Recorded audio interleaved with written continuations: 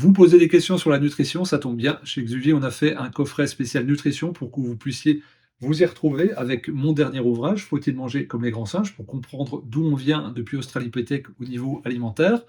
Mais également, le préfacier de cet ouvrage a écrit un superbe livre, le docteur Georges Mouton, Je mange selon mes génotypes, pour comprendre si vous êtes fait ou non, constitué ou non, équipé ou non pour digérer les amidons et la lactase. Et puis Raphaël Perrette, un de nos auteurs qui a écrit le guide des associations alimentaires et le guide des vitamines et des minéraux avec des recettes pratiques. Et donc, ça vous fait 4 ouvrages pour débuter et vous perfectionner dans la nutrition et mettre en place quelque chose qui est cohérent, qui est pour vous en dehors des dogmes. Et puis, on vous offre dans ce coffret 2 livrets de Désiré Méridien, pratique de l'alimentation modulée, jeûner pour grossir, et également un tableau de combinaison alimentaire recto-verso. Et évidemment, les frais de port sont offerts. Que demander de plus? Que dire de plus? Merci Exuvie. Rendez-vous sur exuvie.fr. Bonjour à vous et bonjour Georges.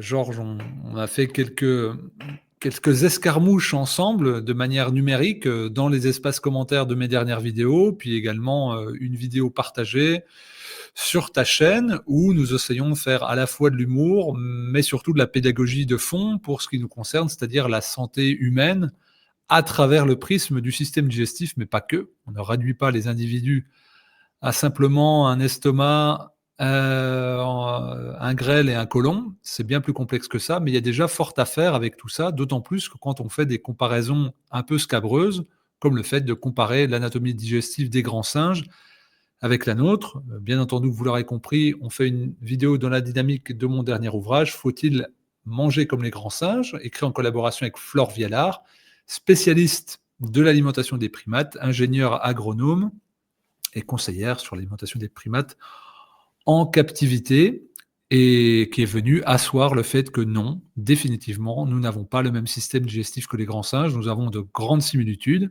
mais pour ce qui serait de faire un parallèle hasardeux, de répliquer leur alimentation, ça serait plutôt très dangereux. Aujourd'hui, cher Georges, nous allons discourir du fait que les grands singes se soignent, oui, quand bien même ils n'ont pas de diplôme. Alors comment c'est possible tout cela? Mais en fait, bon, d'abord, est-ce que nous avons des diplômes? Moi, je dis toujours que j'ai acheté le mien sur le marché dominical du dimanche matin à Dakar, Sénégal. Je le répète en boucle. Et d'ailleurs, il y a des gens qui le croient. Bon, ce qui est bien la preuve que quand tu... Ça, c'est un grand principe qui a été créé au début des années 1930, suivez mon regard. D'ailleurs, l'Allemagne, elle n'est jamais que là, derrière la colline, là au fond, où on peut clamer une fausseté absolue. Ce qui compte, c'est de le répéter suffisamment de fois Oui. pour que ce soit, où ça fasse bouger les lignes et que ça commence à être accepté comme finalement une vérité alternative. Bon, voilà, je me permets cette réflexion en début d'échange. Alors, merci d'avoir pensé à moi parce que ça m'a toujours un peu fasciné, cette capacité qui a été très bien étudiée chez les chimpanzés par en particulier Sabrina Krief, dont tu connais mieux le parcours que moi. J'imagine que tu vas peut-être en dire un mot parce que c'est tellement exceptionnel comme recherche. Ça me fait penser à cette co-autrice que tu viens de citer à Flore, hein, il l'a bien nommé, hein, enfin, je préfère qu'il s'appelle Flore que microbiote, à vrai dire, mais pour cette co-autrice, on a besoin d'experts qui en réalité semblent être plutôt des expertes, hein, ce qui ajoute encore un petit plus, je trouve, parce que, bon, elle est passée, je ne sais pas combien de mois et d'années à observer nos cousins, les grands singes. J'ai une petite réflexion quand même, j'aime bien foutre un peu des bâtons dans les roues, ça tu n'avais pas vu venir, tu n'aurais pas dû m'inviter, je te l'avais dit. Les grands singes, mais quid de ces fameux bonobos qui ne sont pas si grands que ça, Non. et dont tout le monde me rabat les oreilles pour me dire qu'eux ont 99% de gènes en commun avec l'humain, encore plus de gènes communs que les chimpanzés. Et donc, ce que tu dis, c'est-à-dire que nous ne devons pas manger comme les grands singes, mais est-ce qu'on doit manger comme les petits singes que sont les bonobos, qui sont si proches de ça, de nous, si proches que ça de nous? Oui, alors justement, j'ai prévu de faire une vidéo parce que là, pour les chimpanzés, on disait qu'il y avait plutôt entre 96 et 98%, mais au final, ça serait plus 86% de gènes communs.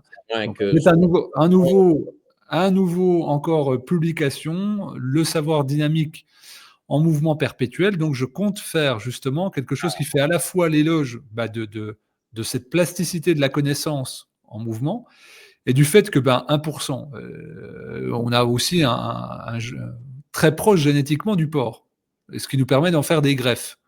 D'accord, faut-il manger comme les gros porcs? C'est ça la question. On pourrait... oui, les extraits thyroïdiens, que beaucoup de gens prennent au lieu de versions... Porcin ou bovin, en effet. Voilà, au lieu de versions qui sont... synthétiques. Synthétiques, oui, je cherchais le mot. Sauf que la thyroïde de porc n'a pas du tout la même proportion entre la thyroxine et la thyronine, T4 et T3, que l'humain. Chez l'humain, c'est 13:1. Chez le porc, c'est 5:1, donc T4 sur T3. Il y a beaucoup plus de T3 chez le porc. Et le bœuf est entre les deux avec un rapport 8:1. Donc, même là, d'une espèce de mammifère à l'autre, on n'est pas du tout sur la même physiologie. Et les chats qui me sont chers, alors ici, ce n'est pas un chat, c'est un chien, c'est Goliath qui ouais, à moitié. Il nous écoute, mais bon, il ne trouve pas ça passionnant. Peut-être qu'il n'est pas le seul, d'ailleurs. Mais toujours est-il que le porc est, comme tu dis, proche et à la fois éloigné. C'est quand même assez ridicule, ces associations d'idées. Le taureau est fort comme un taureau, d'ailleurs. Bon, c'est intéressant comme pléonasme. Et alors, ça nous ramène aux gorilles, puisque évidemment, c'est de ça dont il s'agit. Ils sont forts, musclés, et donc il faut manger comme eux pour être fort et musclé. Voilà, c'est là tout le problème. Sauf qu'ils ont une capacité de synthèse d'acides aminés au niveau de l'estomac que nous n'avons pas, avec un facteur intrinsèque que nous n'avons pas. Donc il y a plusieurs nuances, c'est-à-dire qu'il faut décortiquer. C'est pour ça que plein de gens qui disent « Oh, mais avant d'arriver au sujet, il y a plusieurs dizaines de pages. » Oui, mais elles sont indispensables. De quoi on parle? Si on ne fait pas d'anatomie, de physiologie, de biologie, si on ne regarde pas la denture, la dentition, si on ne regarde pas la capacité masticatoire, si on ne regarde pas le pH au niveau de l'estomac, si on ne regarde pas la longueur du côlon pour savoir si c'est plus de la fermentation, de la putréfaction, on n'a rien dit. On reste sur des a priori et sur des aberrations qui se répètent de manière mimétique. Évidemment, on essaye de tirer un peu tout cela vers le haut, avec humour. Et donc, avec humour, j'ai nommé un chapitre, regarde comme je représente sur mes pattes de grands singes, les grands singes sont-ils diplômés en phytothérapie? Donc, c'est un titre qui est taquin, et toi, quand tu l'as vu, tu as rebondi dessus parce que c'est quelque chose qui t'a intéressé également. Et donc, c'est de cela dont on va discourir, ce qui va nous donner l'occasion de parler un petit peu d'instinct, de parler aussi du coaching, c'est-à-dire de la délégation de la responsabilité temporaire ou permanente, éclairée ou aveuglante, pour en faire quelque chose. Donc déjà, ce qu'on peut dire, c'est que l'alimentation chez les grands singes, elle a deux fonctions. Elle a à la fois la fonction nutritionnelle, puis à la fois la fonction thérapeutique permanente. C'est-à-dire qu'ils ne connaissent pas Hippocrate, mais ils connaissent que ton aliment soit ton médicament. Pourquoi ? Parce que dans la nature, moi j'ai grandi à la ferme, donc j'ai beaucoup passé de temps à observer les animaux.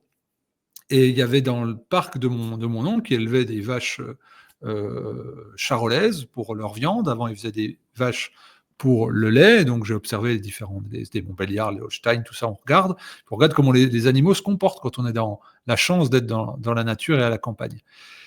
Et je voyais des piquets de parc qui étaient usés, poncés. Je disais, tiens, c'est bizarre. Et donc, je vais observer. Quand on ne comprend pas quelque chose, il faut observer. Et donc, et je voyais les animaux qui se frottaient. dans un sens, mais toujours dans le même sens. Et puis je me dis, tiens, c'est comme les chats dans les coins de porte aussi, ou comme les chiens aussi contre les gros meubles. Qu'est-ce qu'ils faisaient? Ils faisaient de l'ostéopathie, de la kinésithérapie. Parce que s'ils sous-fonctionnent, ils sont vulnérables. S'ils sont vulnérables dans la nature, ils sont des proies, ou ils sont sujets à mourir très vite. Donc s'occuper de sa santé pour un animal sauvage, c'est une fonction de survie absolument obligatoire. Que font les animaux? On dit tout le temps, tu as des chats, tu as des chiens, Goliath vient sortir de sa sieste. Qu'est-ce qui crée de l'énergie? Le repos. Il n'y a guère que l'espèce humaine moderne qui s'épuise, puisque toutes les fonctions d'homéostasie s'accomplissent en fonction d'énergie qui est accumulée par le repos. Et donc, nous, on tire sur la corde, et ça nous permet de dysfonctionner, de décompenser, de déréguler, d'appeler le 15 en France, d'aller aux urgences, d'aller de manière ambulante, de praticien en praticien, tout en étant remboursé avec l'illusion de la gratuité. Et on peut s'épuiser. Mais il y a fort à parier que si nous étions dans un environnement sauvage non remboursé, nous considérerions notre santé de manière radicalement différente. C'est mon approche dans le fait de mimer on va dire la nature, quand on ne sait plus, ce qui sera l'objet de mon prochain documentaire en mai l'année prochaine, sur lequel je bosse depuis 7 ans désormais, qui s'appelle La Voix de la nature, exclusivité dans cette vidéo. Et donc, les grands singes, eux, que font-ils? Eh bien, ils passent le temps à avoir une énergie vitale qui se développe, avoir une grande capacité d'homéostasie, et surtout de se dire, il faut que je prenne soin de ma santé, parce que s'il m'arrive un tracas, je suis foutu. Je ne serai plus autonome, je vais mourir de faim ou je serai laissé pour compte dans le groupe. Et donc, je pense qu'il faut partir de ce postulat-là. Nous pouvons être en errance idéologique parce que le confort nous le permet. Lorsque nous devenons pragmatiques, nous, par survie, toutes nos considérations nutritionnelles sautent, elles volent en éclats. Et je vais même pousser le paroxysme. Tu connais Jérôme de biomécanique. Lui, il m'a amené sur la voie du cannibalisme, que j'ai étudié. J'avais fait un grand chapitre sur le cannibalisme dans cet ouvrage en parlant, certains grands singes sont cannibales. Donc j'avais dit, s'il faut manger comme les grands singes, explorons le cannibalisme. De la même façon que certains grands singes mangent leur propre sel ou celle de leurs congénères, soyons aussi coprophages. Et donc si on pousse la réflexion jusqu'au bout de la survie, il se passe ces manifestations-là. Ce qui est très inconfortable à avoir comme pensée dans le confort, ce qui peut paraître très instinctif et bien fondé lorsque nous sommes à ça de dépérir. Et donc, le but de cette vidéo, pour moi, c'est de dire, nous avons, en suractivant certaines fonctions, notamment cérébrales, qui vont jusqu'à l'élucubration, inhiber certaines zones de fonctions qui sont celles du bon sens, de l'instinct et de l'intuition. Et le but, c'est de nous y ramener, parce que, évidemment, je vous donne tout de suite la réponse à la question, non, les grands singes ne sont pas diplômés en phytothérapie, mais ils la pratiquent tout au long de la journée, sans le savoir. C'est comme Molière. Je fais de la moi aussi, je fais de la prose. Et ben voilà, les grands singes aussi sont dans l'automédication. Ce qui leur confère une santé parfaite, mais en fait, c'est une condition de survie, c'est pas un concept pour eux. Parce qu'il n'y a pas d'entraide, il y a de l'absence d'entraide, donc le faible va dégénérer et mourir.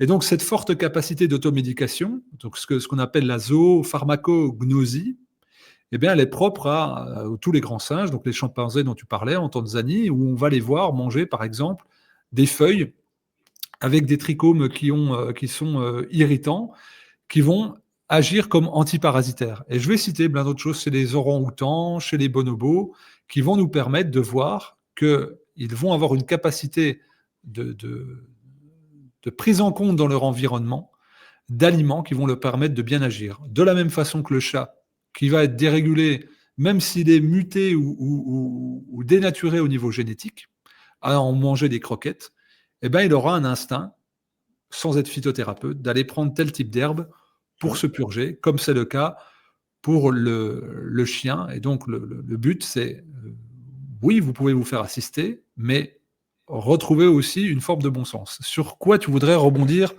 par rapport à tout ce que je viens de dire en monopolisant la parole, cher Georges? Écoute, il est clair que ces grands singes, et tu as cité différentes espèces, mais ces travaux sur les chimpanzés en Ouganda qui durent depuis une éternité, c'est tout à fait fascinant. D'après mes renseignements, dis-moi si tu n'es pas d'accord, mais il y aurait jusqu'à 300 sources possibles de phytonutriments, de molécules phytothérapeutiques, hein, bon, 300 plantes, ça fait plus que 300 molécules, ça en fait peut-être 3000 ou Dieu sait combien. Mais en tout cas, voilà, si c'était une prescription, ils auraient 300 possibilités pour rédiger leur propre ordonnance, leur auto-ordonnance. Alors ça, c'est assez fascinant parce que on va faire un petit sondage chez les médecins qui vont nous faire l'honneur de nous écouter.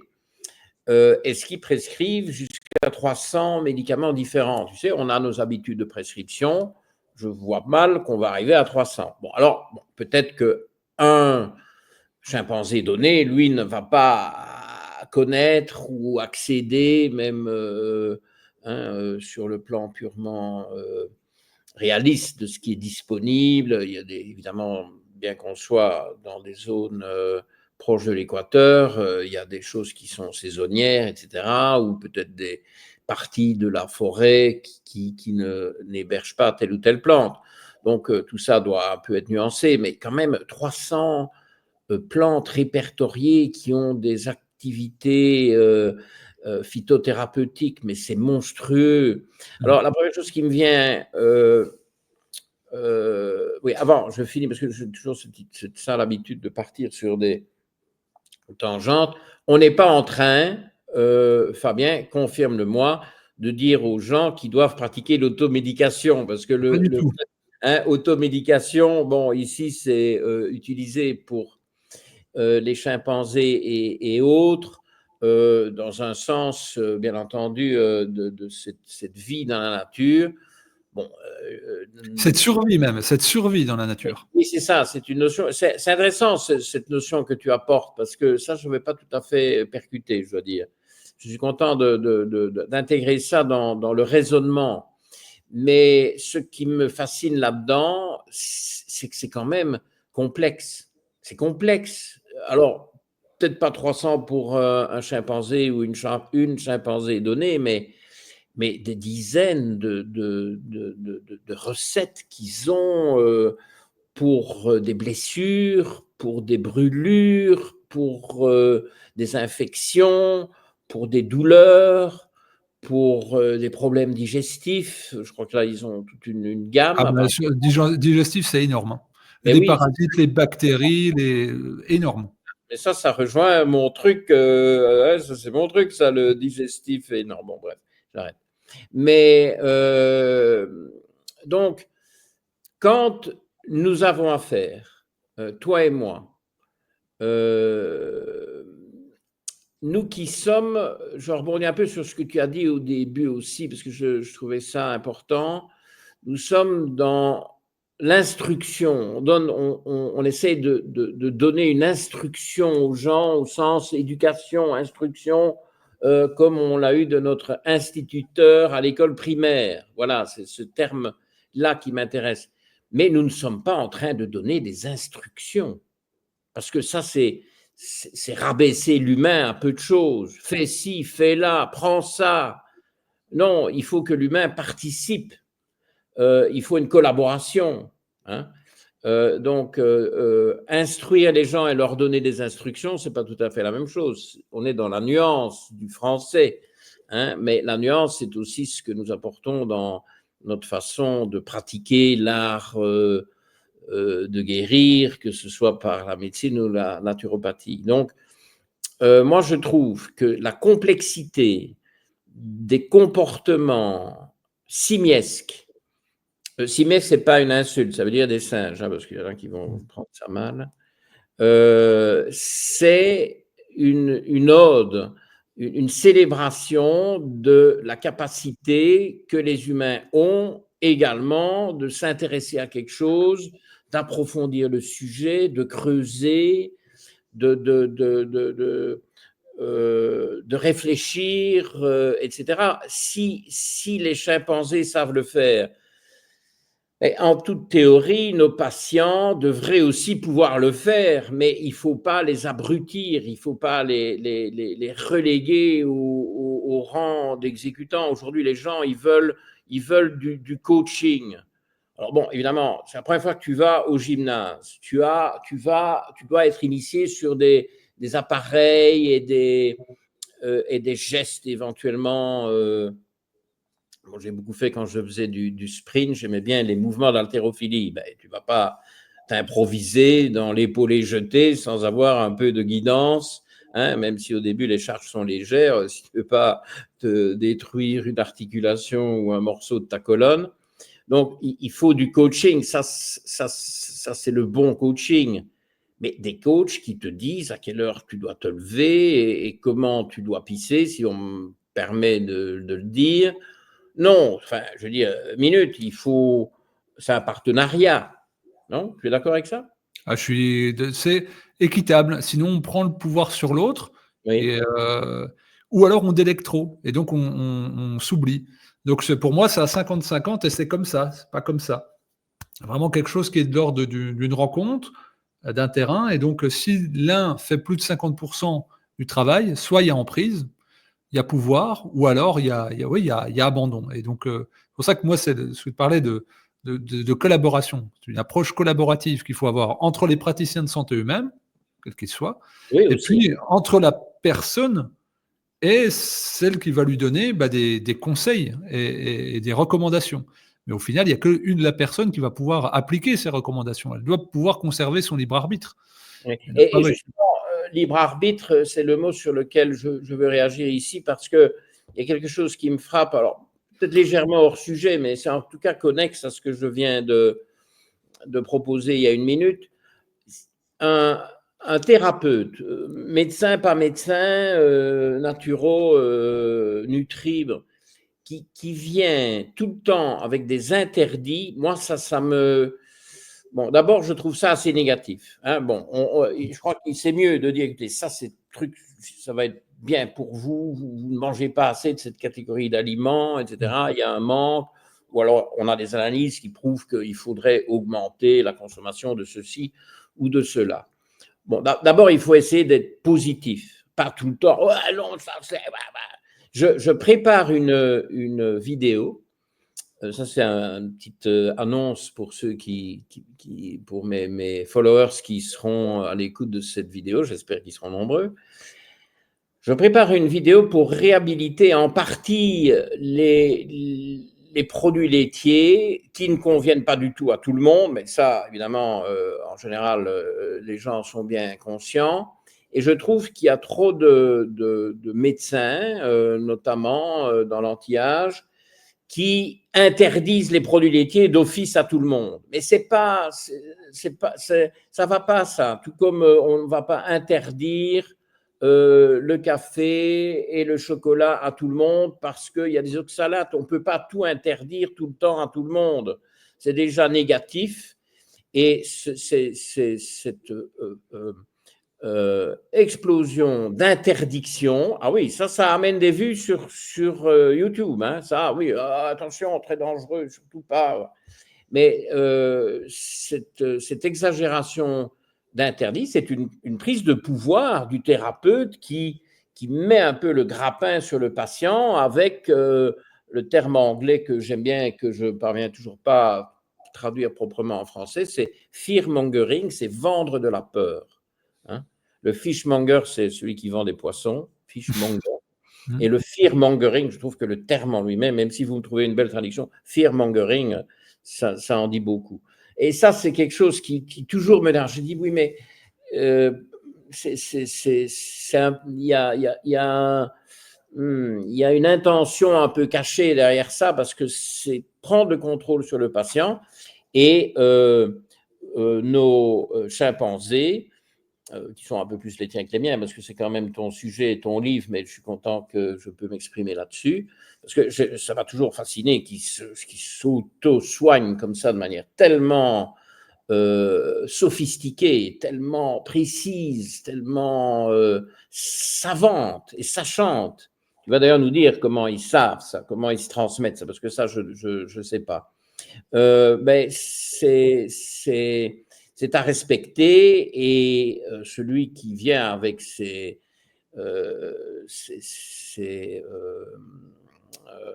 fatwas, hein, pour utiliser un terme à la mode, en quelque sorte, ça ne me va pas. Moi, je trouve que ce n'est pas de la bonne pratique de la santé. On est d'accord, ouais. Surtout quand on voit à quel point c'est difficile de changer les choses si on n'y va pas avec un prisme au départ positif, on va plomber l'individu qui est déjà plombé. Il vient déjà, il n'est pas fonctionnel, et en plus, si on lui dit, bah, tu vas être que des interdictions et de la frustration, ça va être dur de le mettre dans un mouvement positif avec ça, parce que, évidemment. Parce que pourquoi est-ce que il me vient l'idée de ne pas trop laisser d'autres médecins, c'est pas mon style, moi je personnalise énormément, mais interdire systématiquement les laitages, parce que dans les laitages, il y a plein de, si on peut se les permettre, hein, c'est pas pour tout le monde, et c'est un peu compliqué évidemment, bon, il y a toute une arborescence qu'il faut essayer de capter, que je suis sûr que si on l'expliquait aux chimpanzés, ils comprendraient, mais pas toujours sûr que mes followers comprennent, parce qu'il y a le lactose, il y a la POE4, il y a l'allergie à la caséine, il y a l'allergie à la bêta-lactoglobuline, il y a toutes les combinaisons entre tout ça. Bon, bref. Mais ces laitages, ils apportent de l'acide transvaccinique qui apparemment est intéressant. C'est un acide gras trans, mais qui a des bienfaits pour la santé. L'acide, le CLA, conjugated linoleic acid, qui a aussi des bienfaits pour la santé, et le à la mode acide pentadécylique C15, C15 2.0, l'acide gras saturé à nombre impair de carbone à 15 carbone, et qui est toujours présent chez ceux qui consomment des laitages. Les laitages sont bourrés de C15. Alors on vient avec le C15, bon, un peu des doutes sur le fait que ce soit la molécule de la vie éternelle, mais bon, que ça ait des bienfaits, que ça soit étudié, c'est vrai qu'il y a de plus en plus de publications dessus, c'est incontestable. Mais bon sang, celui qui est à risque de ne pas avoir de C15, ou d'être en tout cas trop bas en C15, c'est celui qui ne consomme ni laitage ni viande, parce qu'il y en a dans les viandes aussi, hein. Donc, voilà, toutes ces interdictions, il n'y a personne qui les inculque à force de fear-mongering, à force de prendre le contrôle sur les gens, nos chimpanzés échappent à ça. Mais toi, tu dis que, parce que bon, je me rends compte que je m'égare, mais enfin, je trouvais que c'était l'occasion de le dire, parce que je vais venir avec, je vais développer ça plus avant. Mais nos chimpanzés, comment est-ce qu'ils acquièrent ce savoir-faire? Dis-nous. Alors, moi, de ce que j'en ai compris, donc beaucoup les travaux de Sabrina Krief, donc, grande observatrice des primates dans l'ouest de l'Afrique, qui continue de sortir des publications, comme avait fait John Goodell, paix à son âme. L'Est. Ouganda, c'est l'Est. Ouganda, c'est oui, à l'Est, mais elle a beaucoup. Au Gabon ou en Congo. Hein, au Congo. Donc elle connaît le sujet. Voilà, ouais. C'est la vivante, c'est la primatologue de référence. Oui. Et donc, il y a il y a deux choses, hein. C'est l'instinct et le mimétisme. Et donc là, par exemple, c'est que ce qu'elle a constaté, avec d'autres équipes de chercheurs, c'est dès l'instant qu'il y avait une maladie, un état maladif, pathologique, il y avait le fait d'aller vers les aliments amers, très fort, que ce soit chez les orang-outans, les chimpanzés, les bonobos, c'est tout de suite d'aller vers les aliments amers. Et donc ça peut concerner des écorces, des tiges, des feuilles, ça a un nombre très variable. Donc, par exemple, je vous ai parlé des chimpanzés en Tanzanie là, qui prenaient des antiparasitaires avec certaines feuilles. Vous avez les orang-outans aussi qui vont mastiquer des écorces très très longuement, qui vont être extrêmement amères, piquantes et astringentes, et qui vont agir comme vermifuges et comme antibactériens. Et donc ça, le fait d'aller vers cette écorce-là, eh ben c'est instinctif, c'est pulsionnel. C'est-à-dire, j'ai des vers, des bactéries intestinales, eh ben je vais dessus. C'est comme s'il y avait un appel, une résonance directe. Et après, dans le groupe, il va y avoir un apprentissage par mimétisme, par observation, soit des petits, soit des congénères. Et donc, on va voir, par exemple, chez les chimpanzés, des consommations très ciblées d'écorces, de tiges, de moelle, et puis qui vont être extrêmement riches en alcaloïdes, en tanins, puis en saponine, lorsqu'il va y avoir des états de dérégulation ou des carences. Ça peut être temporairement des états carentiels. Ce qu'il faut voir, c'est que, on va dire, l'homéostasie alimentaire, ça ne se passe pas sur 24 heures. Quand vous prenez des cours de diététique, de nutrition, même si c'est un peu moins, on vous dit qu'il faut manger tous les macronutriments, tous les micronutriments sur 24 heures. Dans la nature, ça ne se passe pas comme ça. On fait bombance de certains aliments, c'est des repas presque monotrophiques d'un seul aliment, puis on migre, puis on fait, il faut voir, les chimpanzés, les grands singes, ils font 5, 6, 7, 8 prises de repas dans la journée. Évidemment, c'est très peu calorique, les feuilles.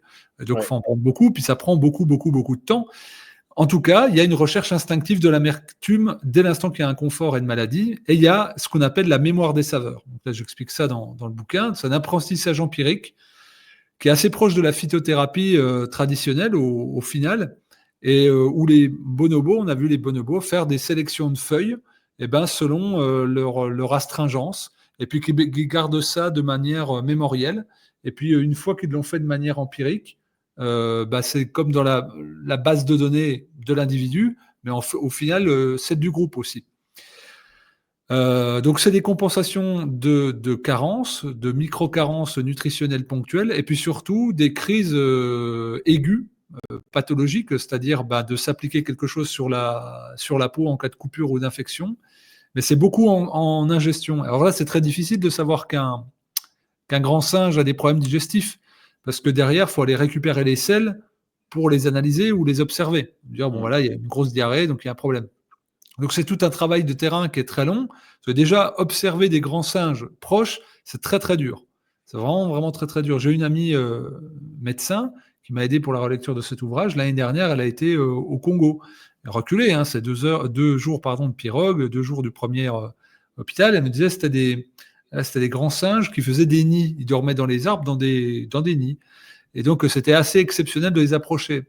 Donc, pour comprendre ces habitudes-là phytothérapeutiques, il faut les approcher de près, c'est sur un temps long. Donc, il n'y a que les gens comme Sabrina Krief et d'aller observer, en plus de leurs habitudes, récolter les selles et les analyser pour voir si elles étaient porteuses de vers, de parasites, ou s'il y avait une dérégulation bactérienne. Donc, ce qu'on sait, ce dont est certain, c'est que les singes mangent selon leurs besoins et absolument pas selon leur envie, et que la logique alimentaire, c'est une utilité thérapeutique qui n'a rien à voir avec le plaisir. Donc pour nous, c'est ça qui est dur à intégrer, parce qu'on en fait un objet de satisfaction, de plaisir, d'envie, alors que le singe, lui, le primate, il va être situé sur la survie, l'opportunisme et le besoin physiologique pur, quitte à ce que ce soit quelque chose de très aigu où il ne va pas avoir de considération pour, on va dire, le goût ou la saveur. Mais c'est le manger pour vivre et pas vivre pour manger. Exactement, c'est ça. Et ça peut aller jusqu'à des choses paroxysmiques, qui a été très bien documenté par Sabrina Krief. C'est pour ça que je parlais un peu de l'observation des excréments, parce qu'elle a vu des grands singes consommer des selles, leurs propres selles, ou des selles du groupe. Et donc, avec un aspect coprophage. Donc, dans le titre « Taquin, faut-il manger comme les grands singes ?» faut-il manger ses selles ou ses propres selles.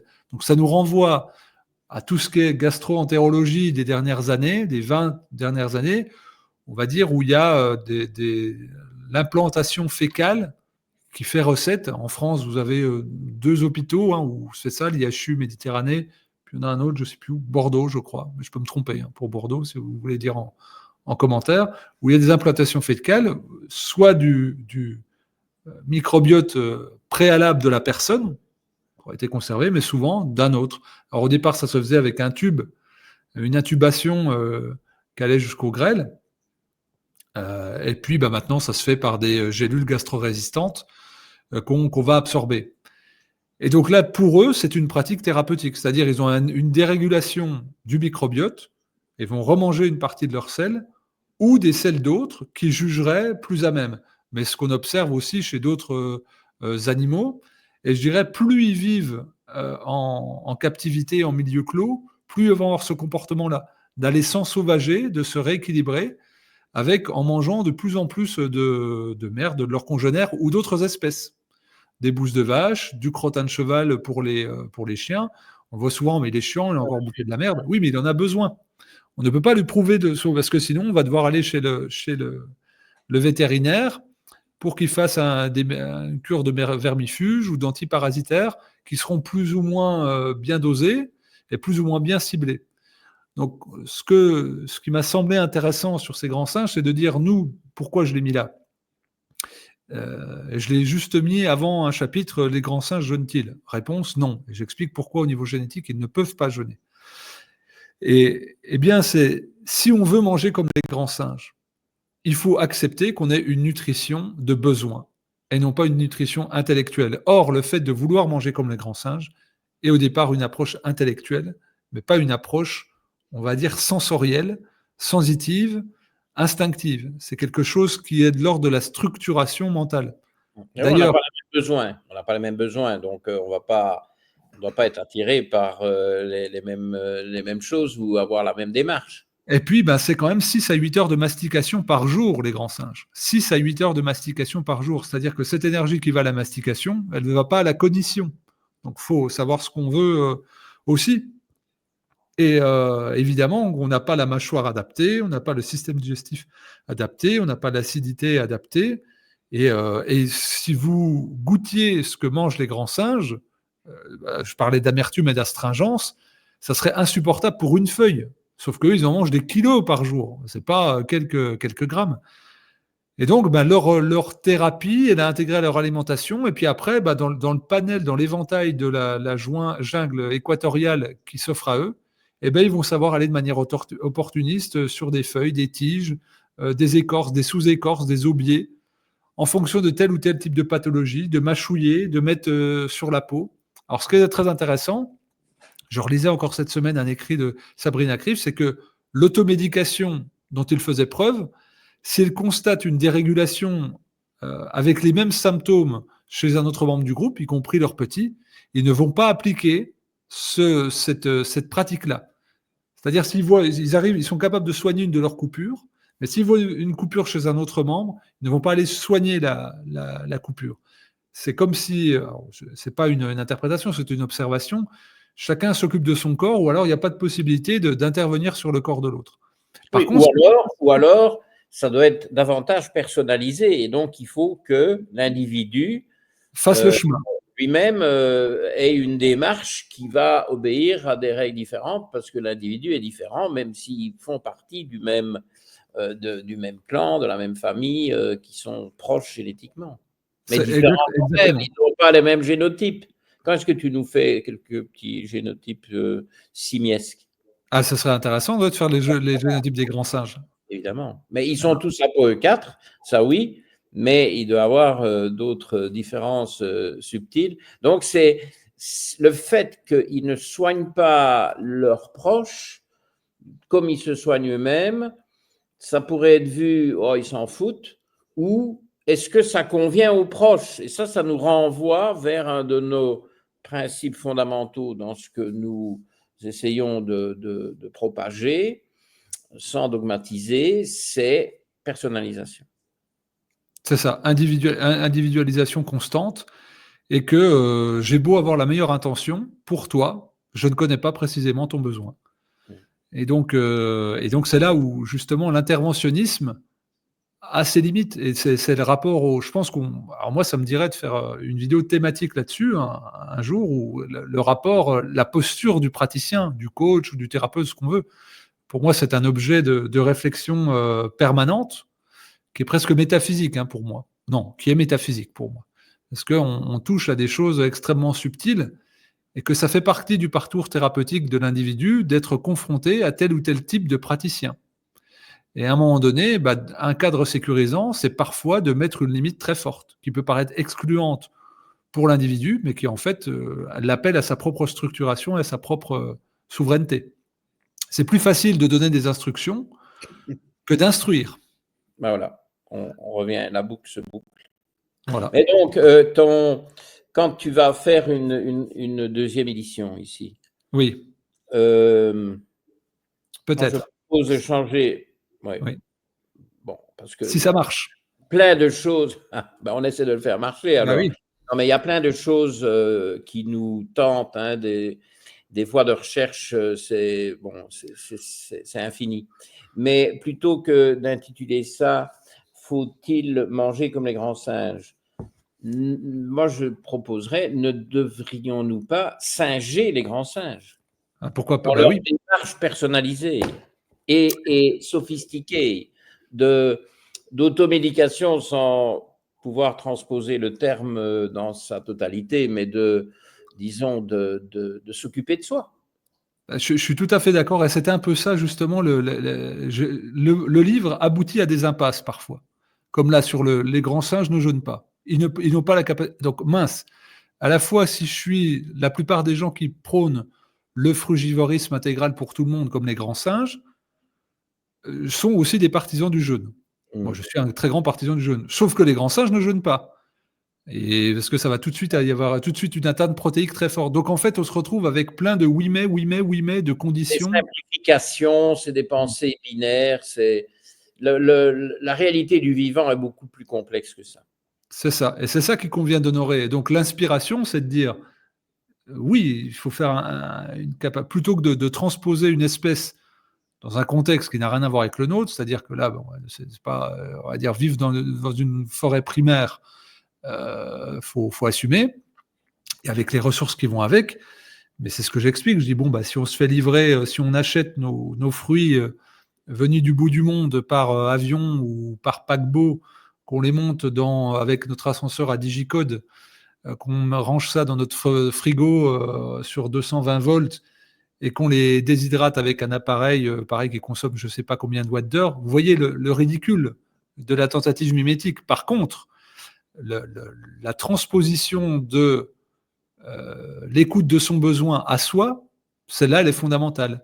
Voilà. Et là, ce qui nous paraît être de la survie, en fait, c'est du bon sens de vie, et qu'on se perd souvent en réflexion lorsqu'on est dans un environnement qui le permet.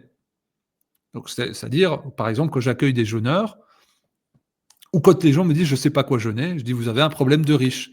Ce qui est tout de suite très mal pris. Je dis « vos placards sont pleins ?» Oui, ils sont pleins de problèmes, mais ils sont pleins. Donc déjà, c'est un problème en moins. Là, nous sommes, ce que je dis, 800 millions de personnes, 10% de la population mondiale, ne mangent pas à sa faim tous les jours. Tous les jours que Dieu fait, ils ne mangent pas à leur faim. Donc, chacun ses problèmes, il n'y a pas de hiérarchie. Par contre, on peut se permettre des réflexions et de créer des problèmes lorsque le cadre permet de créer un problème. Et donc, sans doute, quand on voyage, on considère les choses autrement. Tu as beaucoup voyagé, Georges, j'ai beaucoup voyagé aussi, donc on observe, évidemment, on passe notre temps à observer, et on regarde pourquoi ça fonctionne. Eh bien, souvent, c'est parce qu'il n'y a pas de possibilité de dysfonctionnement. Et c'est un peu là aussi le but de cet ouvrage, de dire on peut donner des maladies de civilisation aux grands singes. Il suffit juste de les remettre dans les contextes de civilisation. Ouais, Donc, logique. voilà, c'est pas plus compliqué que ça. Donc, l'objet de cette vidéo, je te laisserai le mot de la fin, parce que nous arrivons à 43 minutes de vidéo, c'est de dire cette homéostasie, en fait, elle se base sur le besoin. Cet équilibre de santé, que ça soit nutritionnel ou thérapeutique, c'est à la fois c'est une pulsion de vie qui est basée sur le besoin et qui n'est pas sur le plaisir alimentaire. Et que les grands singes ont conservé cette capacité sauvage d'aller trouver ce qui est bon pour eux, et puis d'observation mimétique, de créer le mouvement pour aller chercher ce qui va les maintenir en vie. Mais c'est pour ça qu'il faut essayer dans nos démarches respectives, mais qui sont vraiment, je pense, assez parallèles et synergiques en même temps. C'est pas évident, hein, ça d'être parallèle et synergique, hein, mais enfin, je crois que ces collaborations qu'on vient d'avoir sur nos livres respectifs, édités chez, bon, je sais pas, Exu quelque chose, Vie, je crois. Vie, bah oui, c'est un peu logique. Sont intéressantes, sont fructueuses et ont pour but de rendre de l'autonomie, de la spontanéité. Il faut que les gens commencent à réfléchir par eux-mêmes, apprendre de ce qu'on explique, mais avoir leur propre démarche quelque part. Moi, il n'y a rien. Alors, j'en profite pour ceux qui sont dans cette manière caricaturale de mettre des commentaires sous mes vidéos.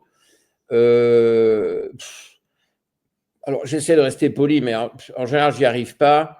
Mais alors, dites-moi, combien de grammes par jour de glucides Combien de grammes? Je dis 47,8. Oui, mais non, mais je ne sais pas répondre poliment à ça. C'est une question tellement ridicule. Alors, bon, peut-être que si on me détaillait ce qui est fait, qu'on me donne du contexte, etc., qu'on me fait 3 pages, je donnerais un avis sur ce qui est fait. Mais moi, dire aux gens autant de grammes. Et attention, en sport, on voit ça maintenant. On voit des joggers de bas niveau qui valent rien, en fait, au niveau. Enfin, bon, c'est très bien. Je trouve très, très bien ce qu'ils font. Ils sont motivés, c'est génial. Enfin, ce n'est pas eux qui vont vivre de leur prime à l'arrivée. Prime de départ, ce n'est pas demain, ils n'en auront jamais. Donc, ils sont super motivés et tout. Ça, je trouve, j'adore ça parce que c'est toute ma carrière, ce côté sportif. Mais qu'ils écoutent des fous furieux qui leur disent qu'il faut manger 5 grammes de glucides par jour par kilo pour pouvoir faire de la course de fond, enfin de longue distance, 5 grammes de…